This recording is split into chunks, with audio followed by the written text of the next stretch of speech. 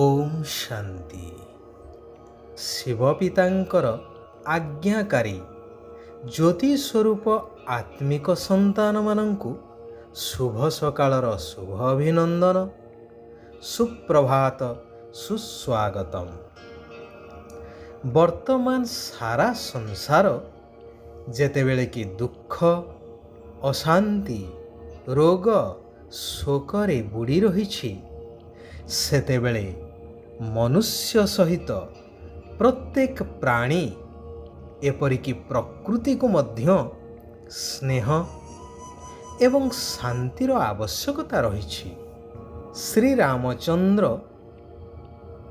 ତାଙ୍କର ଆନ୍ତରିକ ସ୍ନେହ ବଳରେ ପରିବାର ତଥା ରାଜ୍ୟବାସୀଙ୍କୁ ଏପରି ଅଭିଭୂତ କରିଦେଇଥିଲେ ଯେ ତାଙ୍କର ଅନୁପସ୍ଥିତକୁ ସହନ କରିବା ସେମାନଙ୍କ ପକ୍ଷେ ଅତି ଯନ୍ତ୍ରଣାଦାୟକ ହୋଇପଡ଼ିଥିଲା।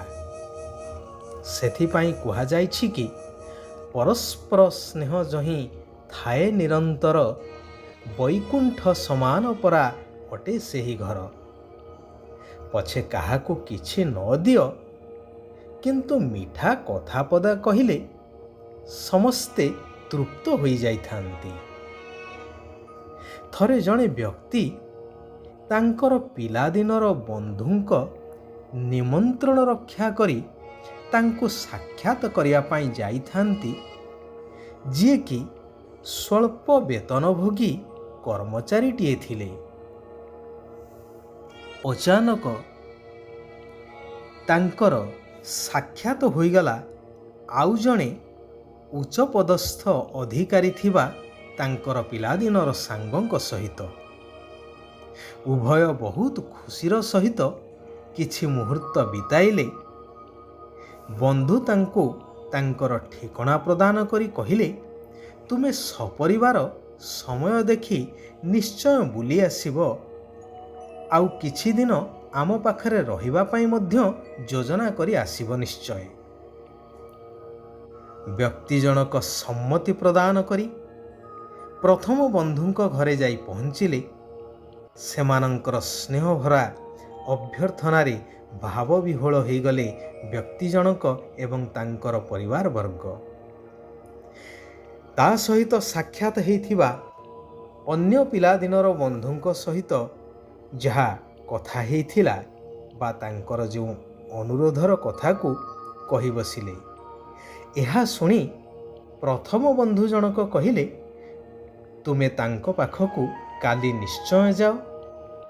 ଯେହେତୁ ସେ ଉଚ୍ଚପଦସ୍ଥ ଅଧିକାରୀ ଅଛନ୍ତି, କାଳେ ସେ ମନ ଊଣା କରିବେ। ତୁମର ଯେତିକି ସମୟ ରହିବା ପାଇଁ ଇଚ୍ଛା ହେବ ତାଙ୍କ ପାଖରେ ରହିବ, ତାପରେ ସିଧା ଆମ ଘରକୁ ସପରିବାରେ ଚାଲି ଆସିବ।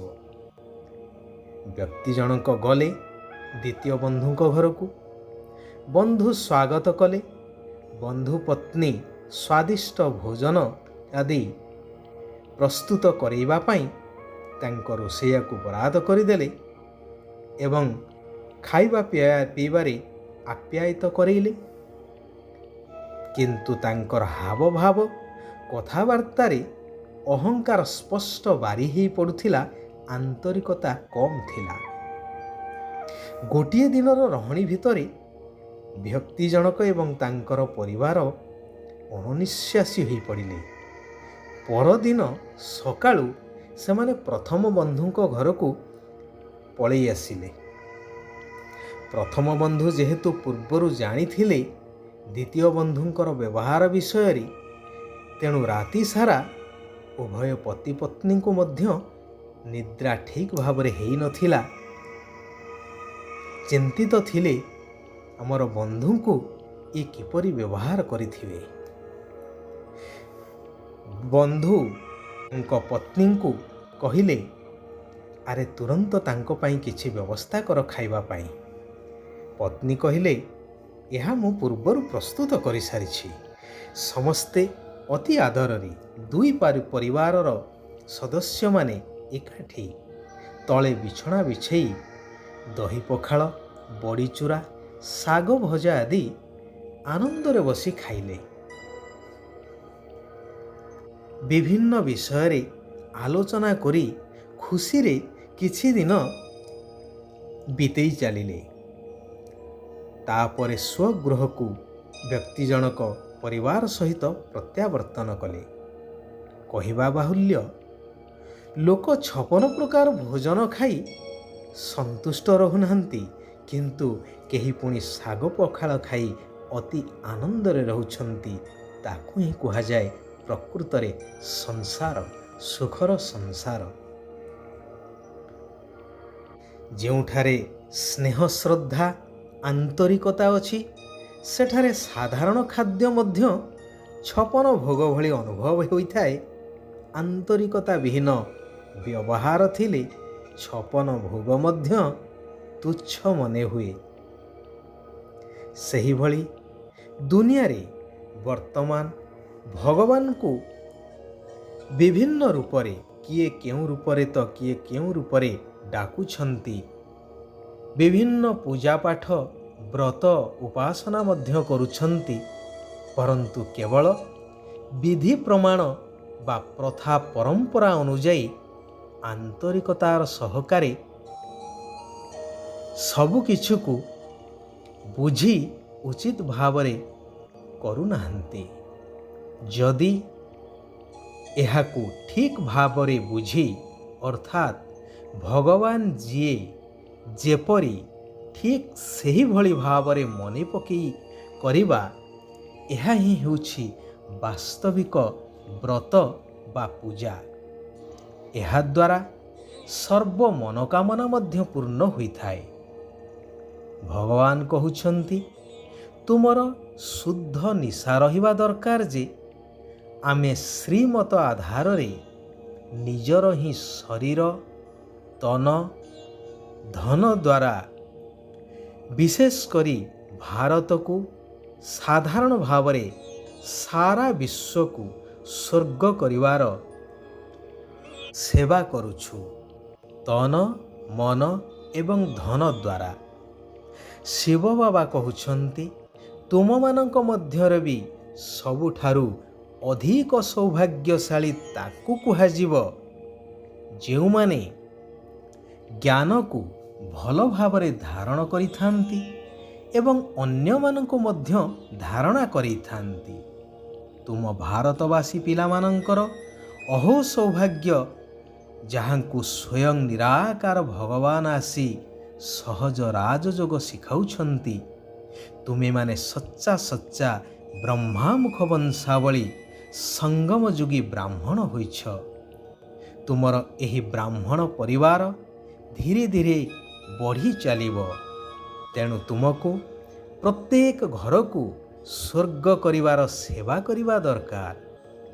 ବର୍ତ୍ତମାନ ଏହି ପୁରୁଣା ଦୁନିଆ ସମ୍ପୂର୍ଣ୍ଣ ପରିବର୍ତ୍ତନ ହୋଇ ନୂତନ ସତ୍ୟଯୁଗୀ ସ୍ୱର୍ଗ ଦୁନିଆରେ ପରିଣତ ହେଉଛି।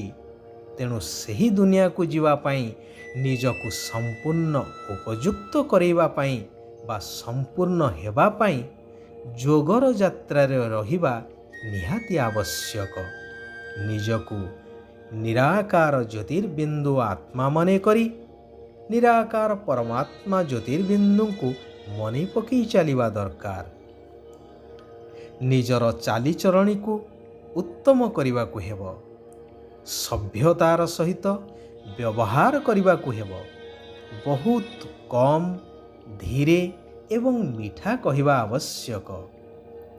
କଲ୍ୟାଣକାରୀ ପୁରୁଷୋତ୍ତମ ସଙ୍ଗମ ଯୁଗରେ କୌଣସି କଥାରେ ସଂଶୟ ବୁଦ୍ଧି ହେବା ଉଚିତ ନୁହେଁ।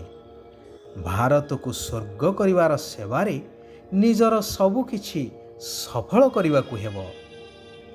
ଶିବ ବାବାଙ୍କ ଉପରେ ପୁରା ବଳି ଚଢ଼ିବାକୁ ବା ସମର୍ପିତ ହେବାକୁ ହିଁ ପଡ଼ିବ। ଶିବ ବାବା କହୁଛନ୍ତି, ସର୍ବସମ୍ପତ୍ତିକୁ ବିଧିପୂର୍ବକ ଜମା କରି ସମ୍ପୂର୍ଣ୍ଣତାକୁ ପ୍ରାପ୍ତ କରୁଥିବା ସିଦ୍ଧି ସ୍ୱରୂପ ଆତ୍ମା ହୁଅ। ସେଗୁଡ଼ିକୁ ନିଜ ପ୍ରତି ଏବଂ ଅନ୍ୟମାନଙ୍କ ପ୍ରତି ଶୁଭ ମନୋବୃତ୍ତିର ସହିତ କାର୍ଯ୍ୟରେ ଲଗାଅ। ତାହେଲେ ସମ୍ପୂର୍ଣ୍ଣତା ରୂପୀ ସିଦ୍ଧିକୁ ପ୍ରାପ୍ତ କରି ସିଦ୍ଧି ସ୍ୱରୂପ ହୋଇଯିବ।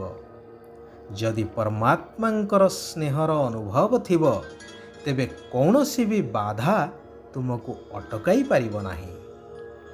ଆଚ୍ଛା, ଓମ୍ ଶାନ୍ତି, ଓମ୍ ଶାନ୍ତି, ଓମ୍ ଶାନ୍ତି।